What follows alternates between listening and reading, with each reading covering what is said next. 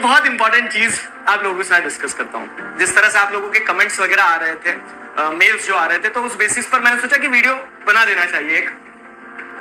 आप सभी लोगों का एग्जाम साइंस का, मैथ्स का जैसा भी गया अब तो चले गया ना।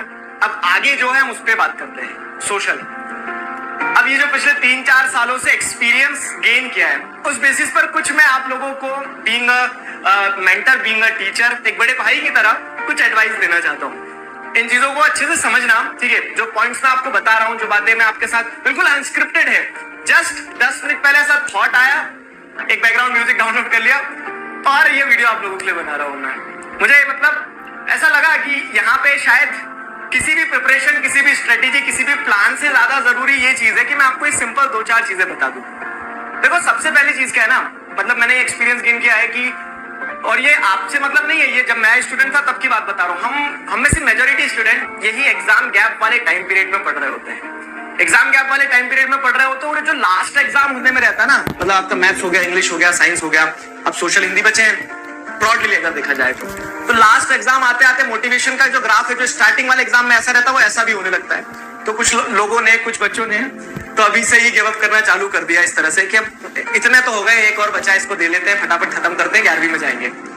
अभी मत करो, it's not done until it's done. तो अभी एक फाइनल पुश और मार के देखो, मजा आएगा।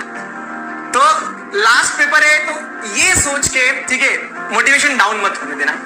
अभी जो एग्जाम गैप में आप मेजोरिटी वाले बच्चे जो है एग्जाम गैप में ही पढ़ना स्टार्ट करते हैं ना, तो यहाँ पे एक चीज और ध्यान रखना कि एग्जाम गैप में भी जो एग्जाम से एक दिन पहले वाला दिन रहता है, उसमें और ज्यादा ताबड़तोड़ तरीके से पढ़ते हैं। वो गलती मत करना। आपके पास 3 दिन है, तीनों दिन में डिस्ट्रीब्यूट करके पढ़ना। इनफैक्ट मैं तो कहूंगा कि आप यही मान के चलो कि 2 ही दिन है, कोशिश करना कि 2 ही दिन में सारा पढ़ लो। सारा पढ़ लो इन द सेंस कि ऐसा नहीं कि एक ही बार में खा लिया जाए खाने की चीजें। प्लान बनाना, एक उस प्लान पे काम करना। एग्जाम से एक दिन पहले वाला जो दिन रहेगा 13 तारीख का, उसे रिजर्व कर लेना कि जो आपका छूट रहा है वो 13 तारीख के दिन पढ़ लेंगे। ऐसा नहीं है कि सब कुछ छोड़ के हम 13 तारीख के दिन ही सब कुछ पढ़ेंगे, ये गलती मत करना। अगली चीज जो इंपॉर्टेंट रहेगी कि आप सभी, पता है 11, 12, 13 तारीख में इस लेवल पे होंगे कि जहां पे पता सभी को सब कुछ है, पूरी कहानी पता है कि क्या क्या किसके चैप्टर में हुआ। 7 तो चैप्टर है, लेकिन अल्टीमेटली आप एग्जाम में कितना लिख पा रहे हैं, कितना नहीं लिख पा रहे हैं, वो डिसाइड करेगा। तो पढ़ने से ज्यादा फोकस करना कि आप लिख लिख कर देखो।